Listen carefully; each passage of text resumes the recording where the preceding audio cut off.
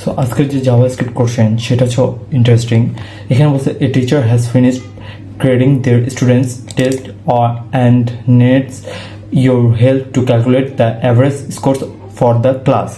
Complete the get average function which takes in array of text scores and return average scores. এখানে main things যেটা আমাদের একটা function দিয়ে দিয়েছে gate average, যার প্যারামিটার হচ্ছে scores.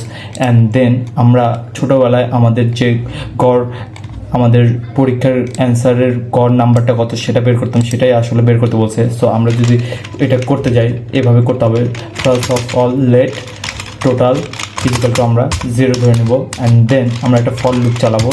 For let i is equal to 0 and then i স্কোরসের i less than scores dot length length and then i plus plus.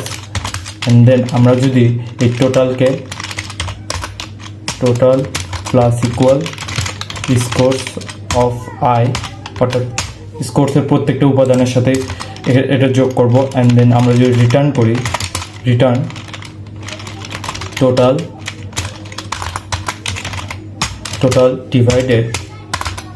Divided scores dot length, তাহলে কিন্তু আমাদের এই গড় যে নাম্বারটা সেটা দিয়ে দিয়েছে। অর্থাৎ আমাদের ফার্স্টের এখানে বলছে 92, 88, 12, 77, 57, 100, 67, 38, 97, 89 এই সবগুলো যোগ করে এখানে আছে 1, 2, 3, 4, 5, 6, 7, 8, 9, 10 দিয়ে ভাগ করলে যে অ্যান্সারটা বেরোবে সেটা হচ্ছে 71.7 এবং সেকেন্ডটারও একইভাবেই অ্যান্সার বের হবে।